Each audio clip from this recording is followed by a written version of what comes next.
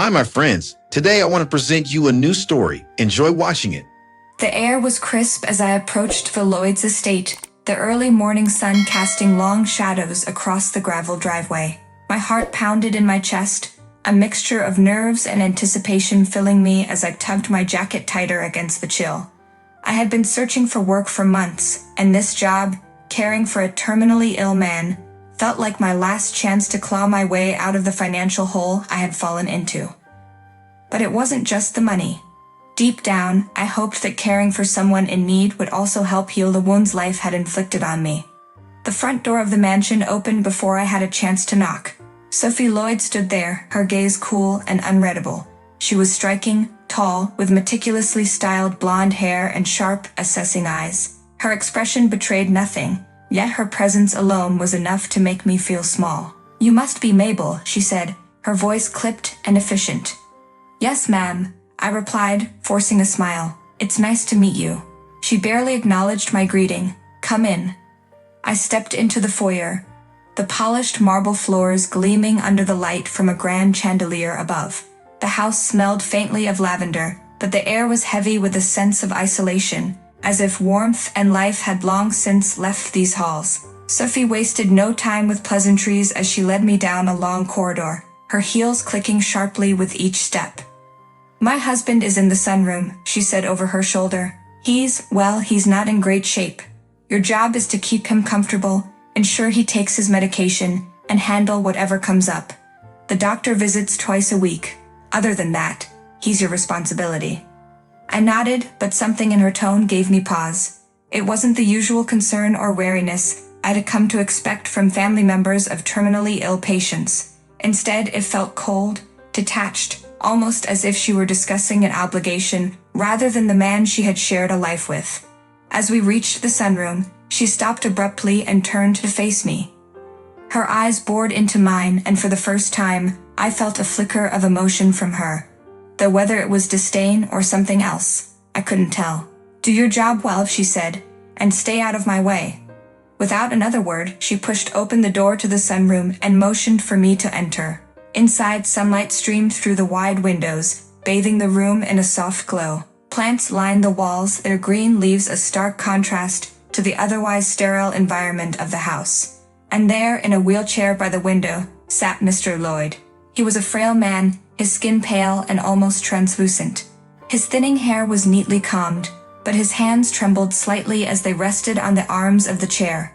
When he looked up at me, I saw the wariness in his eyes, but also something else, something softer. A kindness that seemed to reach out to me despite his evident pain. "Mabel?" His voice was weak but gentle, carrying the weight of a man who had seen and endured much. I stepped closer, offering a warm smile. "Yes, Mr. Lloyd. I'm here to take care of you." He nodded slowly, his gaze lingering on me as if he were trying to read something deeper in my face. "Thank you for coming, I appreciate it." His sincerity touched me, and for the first time since arriving, I felt a sense of purpose. This wasn't just a job. It was an opportunity to make a difference, however small, in someone's final days. I spent the rest of the afternoon familiarizing myself with Mr. Lloyd's routine, his medications, the exercises he was supposed to do to keep his muscles from stiffening, and the diet his doctor had prescribed. He spoke little, but when he did, it was with a quiet dignity, asking for nothing more than patience and understanding. Sophie, on the other hand, was a ghost in the background.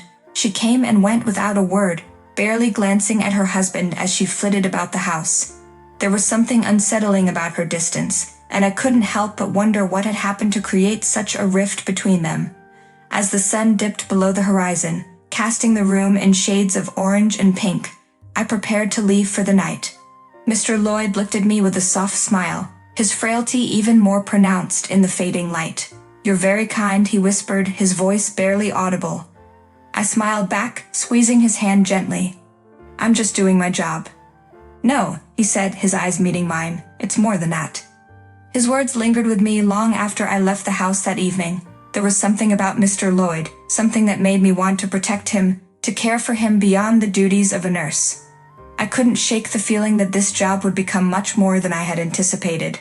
The night was quiet, with only the faint hum of the house's heating system and the occasional creak of the wooden floors underfoot as I checked on Mr. Lloyd.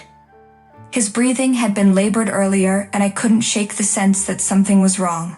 Sophie had barely been home, disappearing shortly after dinner without so much as a glance in his direction. I was alone with him now, and the weight of responsibility settled heavily on my shoulders.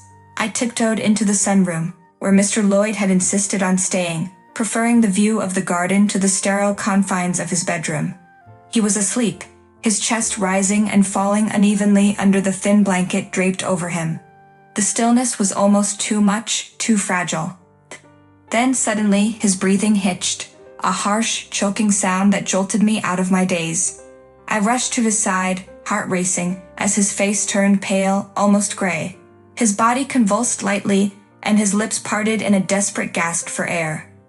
Mr. Lloyd, can you hear me?" I knelt beside him, my hand instinctively reaching for his wrist to feel his pulse. It was faint, too faint.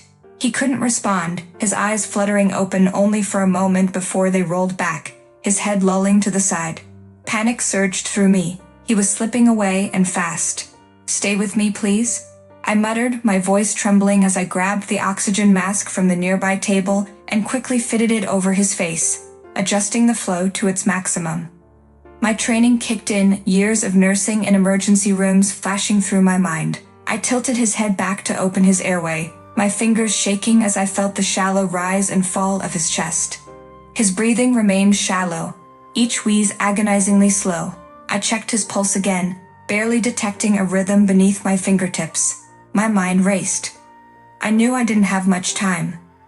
I dashed to the phone and dialed 911, my voice calm but urgent as I gave them the address and explained the situation. Time seemed to stretch as I hung up, returning to Mr. Lloyd's side, checking the oxygen, monitoring his pulse. "Hang on, please," I whispered, my fingers brushing lightly against his frail hand. "Help is on the way."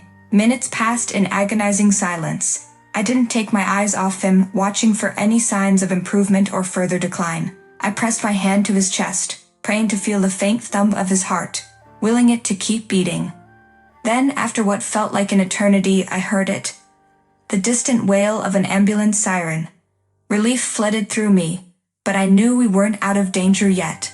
Moments later, the paramedics arrived, professional and efficient as they took over. I stepped back, watching anxiously as they worked. Mr. Lloyd's pulse was still weak, but stable enough for them to transport him to the hospital. I followed them out to the ambulance, my heart pounding as they loaded him inside. Before the doors closed, Mr. Lloyd's eyes fluttered open, just for a moment. He looked at me, a faint glimmer of recognition in his tired gaze. "Thank you," he whispered, his voice barely audible over the noise. I nodded, my throat tight with emotion. "I'll be here when you get back." As the ambulance sped away, I stood frozen in the driveway, my breath catching in my chest. I had saved his life for now, but something told me this was just the beginning of the battle. The house had returned to its unsettling quiet after Mr. Lloyd's emergency, but something had shifted. He was brought home from the hospital a day later. His eyes, once glazed over with pain and resignation, now held a faint glimmer of life. Though he was weak, I could sense he had something more to say. A burden too heavy for his frail body to bear alone. It was late afternoon when I found myself sitting by his bedside, adjusting the pillows behind him. His breaths were slow but steadier now, the oxygen mask resting beside him, unused for the moment. As I prepared to leave the room, his raspy voice stopped me in my tracks. "Mabel," he said, his voice barely above a whisper. I turned, surprised he was even speaking. "Yes, Mr. Lloyd. What do you need?" He looked at me for a long moment, his eyes searching mine as if weighing his next words carefully. "I need you to do something for me." "Of course," I replied, stepping closer. "Whatever you need." He inhaled deeply, his frail chest rising with effort. "I want you to pretend to be my daughter, just for one day." The request hung in the air, strange and incomprehensible. I blinked, certain I hadn't heard him correctly. "Your daughter?" I asked, trying to mask my confusion. "Mr. Lloyd, He nodded weakly, his eyes pleading. "I know it sounds strange, but I've missed her. She hasn't come to see me in years. I need to feel that closeness again, just for a little while." I stood there speechless. His daughter? I knew so little about his family, about the life he had before his illness consumed him. And yet here he was asking me to step into a role that wasn't mine, a role that carried an emotional weight far beyond anything I had expected when I took this job. But why me? I finally asked, my voice soft. I don't know her. I don't even know what she looks like. Mr. Lloyd closed his eyes for a moment, his hand trembling as he gestured toward the small dresser by his bed. In the drawer, there's a picture. You look a little like her, at least enough for me to pretend. I hesitated, feeling a pang of sorrow for this man who longed for a daughter that had drifted away. My heart twisted at the thought of him spending his final days in isolation, his only comfort coming from a stranger willing to play a part. Slowly, I moved to the dresser and opened the drawer. There, among a few scattered papers, was a small photograph. I picked it up carefully and studied the image. A young woman smiling brightly, her arm wrapped around a much younger Mr. Lloyd. She was beautiful, her face filled with warmth, and I could see the resemblance he had spoken of. Though faint, it was there. I looked back at him, his eyes now filled with quiet hope. Mr. Lloyd, I began, unsure of how to proceed. I don't know if I can. Please, he whispered, his voice cracking. Just for a day. Let me pretend. I couldn't say no. Not to him, not after everything he had been through. All right, I said softly, nodding. I'll do it. I'll be your daughter for the day. A weak smile spread across his face, and for the first time I saw something close to peace in his eyes. I couldn't understand the full meaning of his request, but I knew it mattered to him in a way that defied explanation. And in that moment, that was enough. The day began quietly, with a strange sense of calm lingering in the air.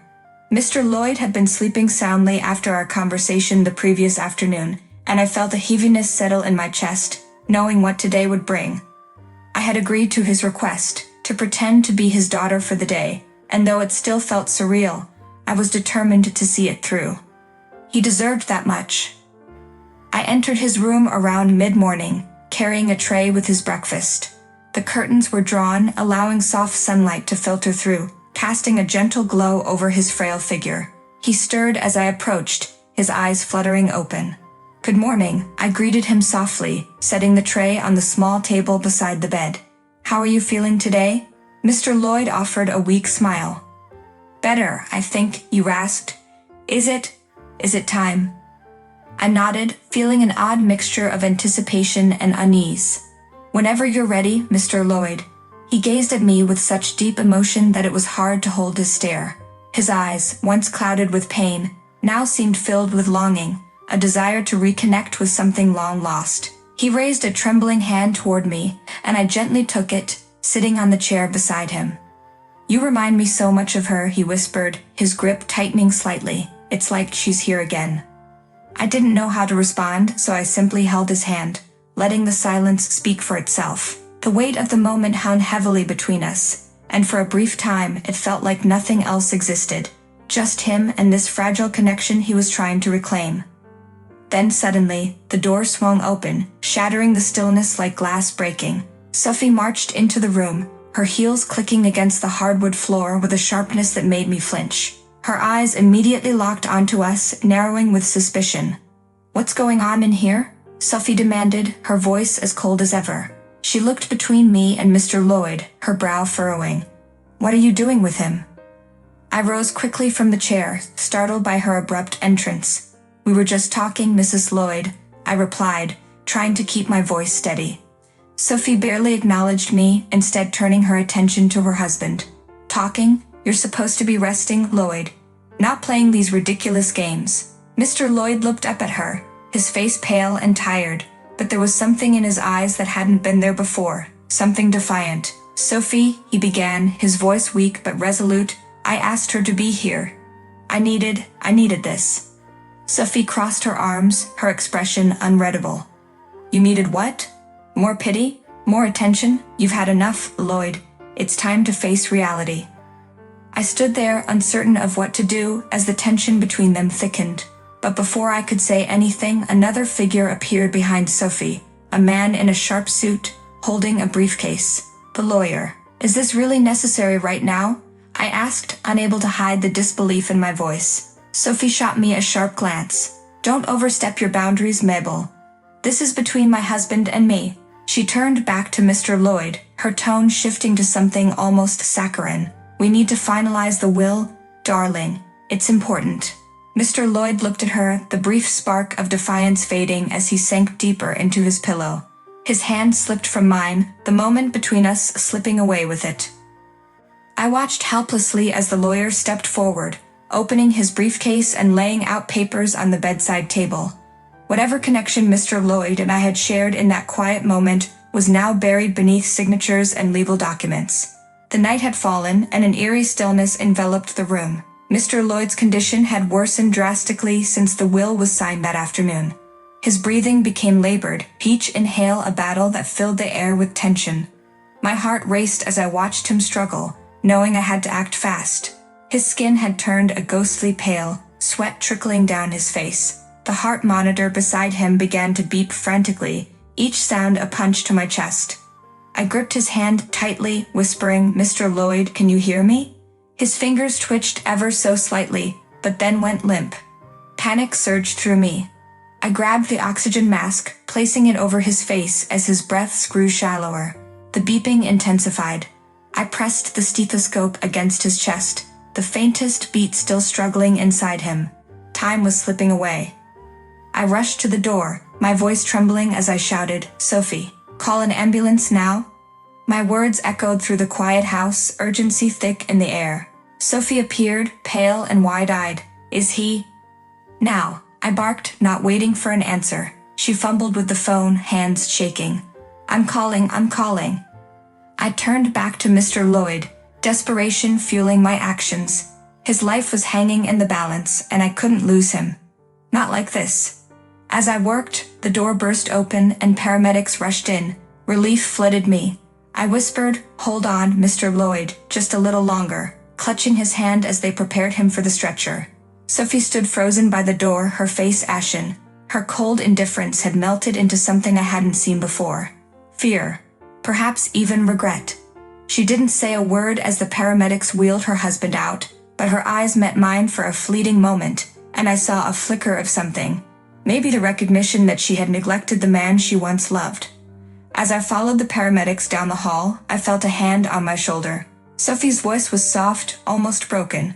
"Mabel, I didn't mean for any of this. I just didn't know how to handle it." I paused, turning to her, my own emotions raw. "It's not too late, Sophie. He needs you now, more than ever." She nodded, tears welling in her eyes as she hurried after her husband. Hours passed in the hospital, each one stretching on as I sat in the waiting room, my mind a whirlwind of thoughts and prayers. Sophie sat across from me, silent, wringing her hands nervously. For the first time, we shared something: fear, guilt, hope. Finally, a doctor approached, his face neutral but not grim. Sophie jumped to her feet, and I followed suit.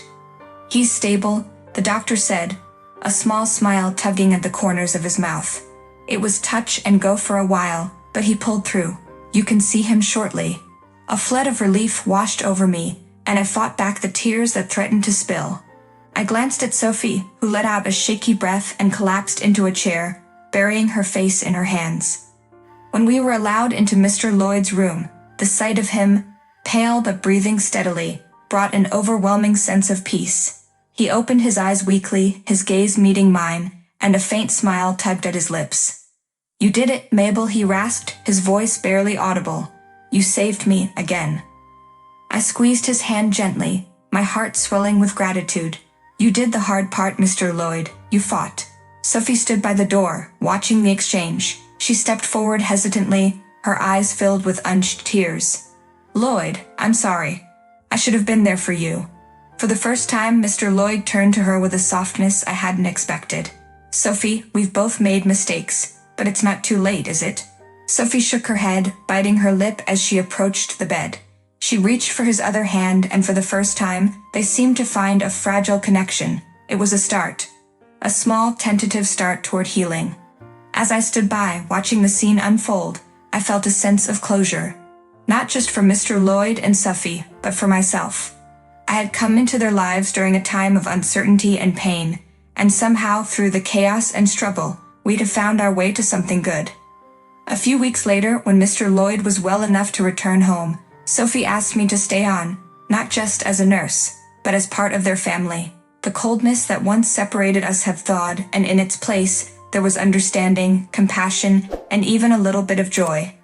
In the end, it wasn't just about saving Mr. Lloyd's life. It was about saving something more, something that had been lost between them and within myself.